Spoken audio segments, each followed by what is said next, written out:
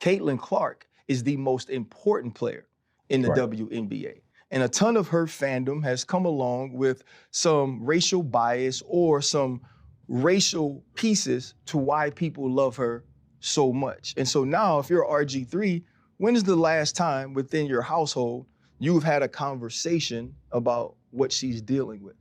You haven't been able to do that because in both of your marriages, you've been married to white women.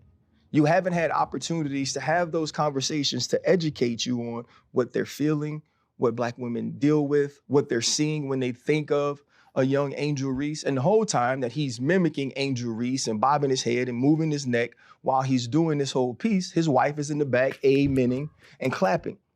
And so to me, it's just another situation that now this young lady has to deal with.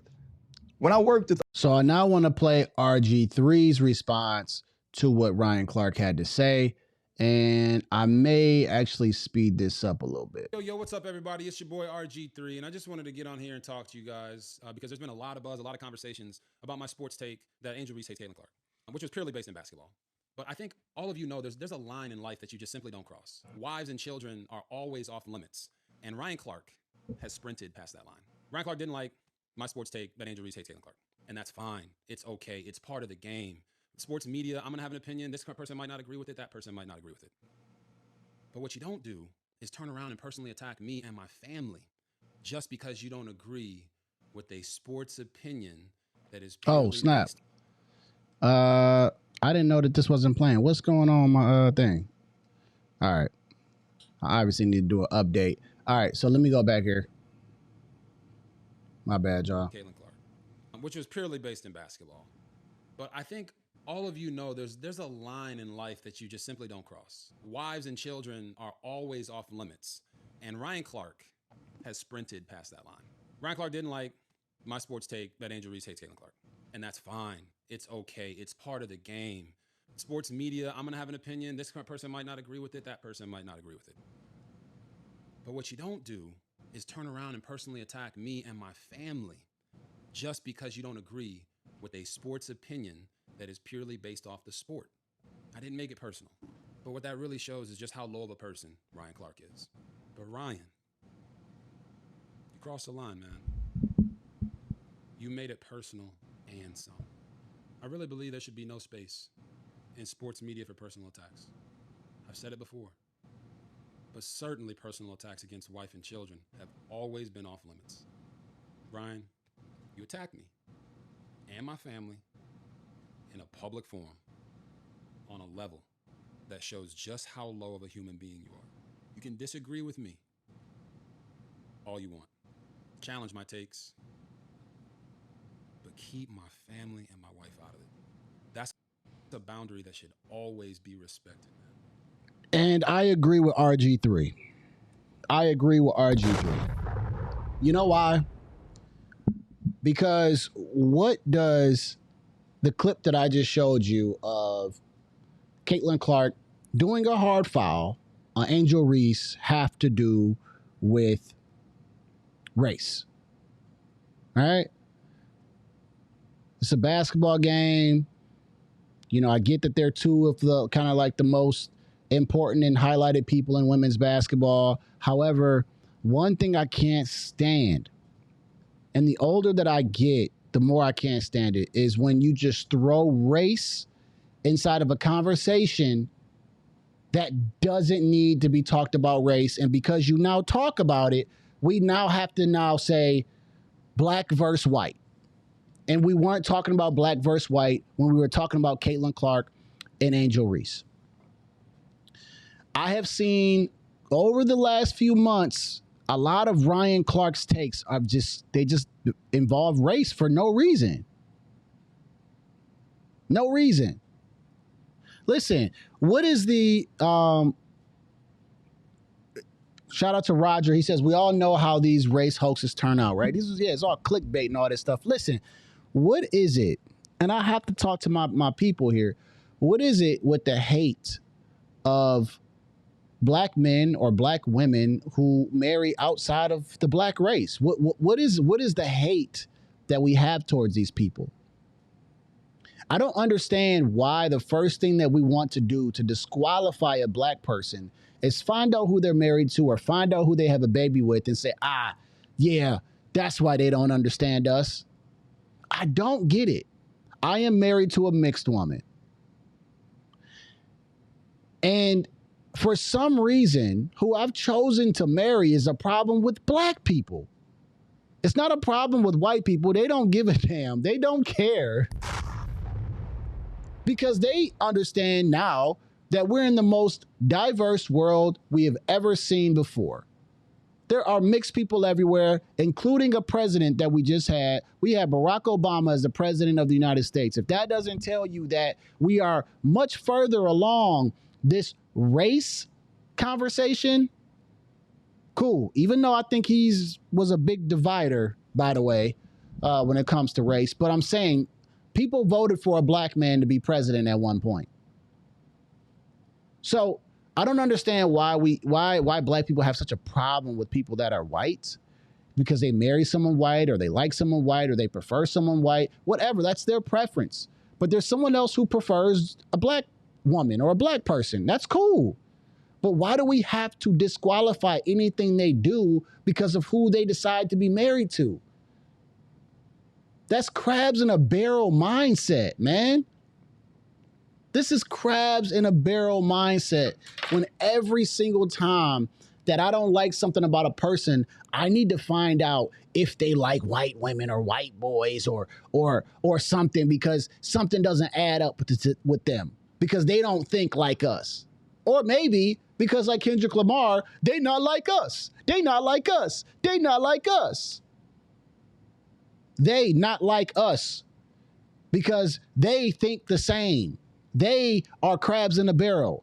They don't understand that if they open their eyes, they would have a lot of opportunity from white people, Indian people. They would learn a lot from everyone else, but they not like us. We want them to be like us and be on this level. It's just stupid, man. I don't understand it. Leave race alone. No one has brought up race in this, and here comes Ryan Clark out of left field to bring a personal attack on RG3, who, to be honest with you, I forgot and even known that he was married to a white woman, but it didn't matter to me. It doesn't take away the fact that if he has a sports take, I don't want to listen to him because he's married to a white woman. What does that matter? This is elementary type of stuff that black people care about. We need to be worrying about how he was able to develop a business and become this successful as a sportscaster. How did he get this opportunity and that opportunity? Like, we need to be worrying about those things, not who he's married to and who he decides to love and have relations with. Why does this matter? This is a pure example of black fatigue. This right here, you guys, is a pure example of black fatigue, worrying about who someone else is married to and whether that person is black or white. It is black fatigue. I don't care who someone decides to love. It's not my life, and it's not my kids, and it's not my wife. I don't care. It is black fatigue to worry about who's he dating and why is this? And, oh, that's why they think that way. I don't care. White people don't walk around saying, oh, they're not married to somebody white. They don't care.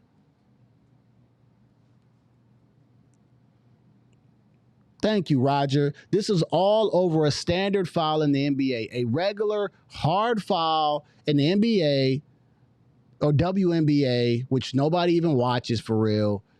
This is all it's over. And he came out of left field with the, hey, you know what, RG3? It's because you don't get to talk to black women, so you don't really know what it is. How do you not know? What if I'm sure his mama is black. So his mama don't count as a black woman because he's married to a white woman? Is that how we are in the black community? We just disqualify people and their mothers or their fathers if they're black because they decide to date someone else outside the race. We just go disqualify who was black in their life. And if they had real black experiences, we're going to just disqualify all that from them because they decide to marry someone or like somebody. that's outside the race? Really? That's where we've come to. This is where we've come to as a race of folks. Sensational.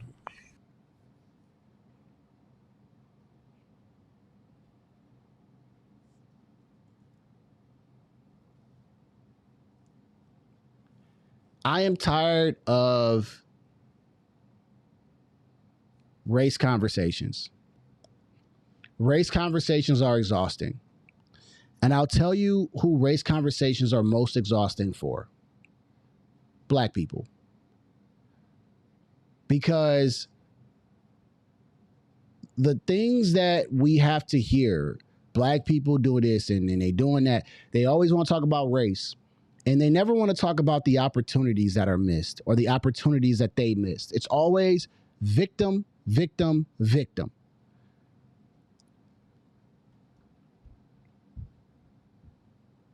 So I'm just trying to figure out, when will this stop? These race conversations keep us down. They keep us thinking backwards every single time.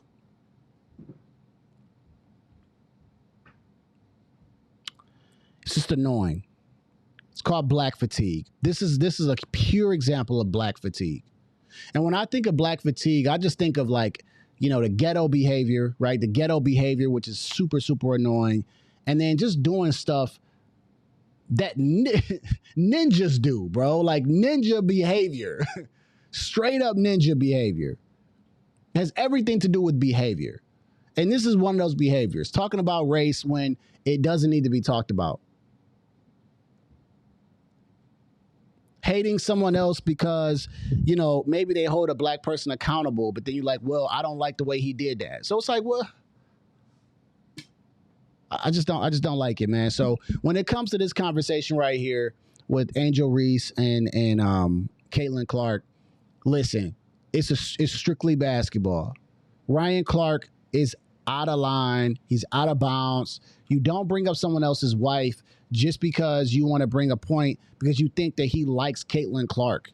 He may like her physically or he may like her game, but why is that have to be a big problem?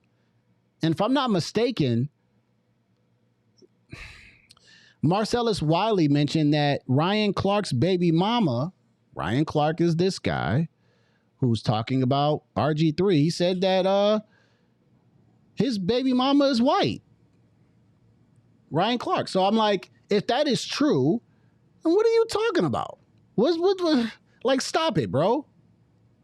It's like what they call the pot calling the kettle black. Like, come on now.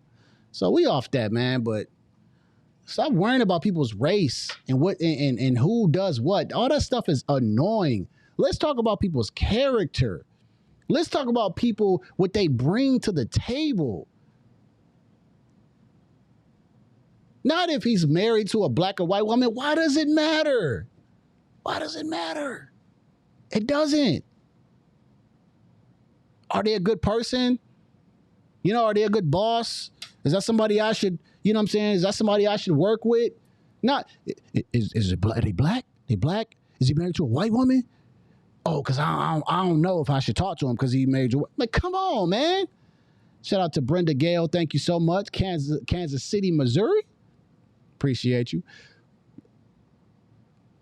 Like, let's start just focusing on the content of people's character. This is what our ancestors were fighting for. They're not fighting for wondering if somebody married to somebody white. Why does it matter?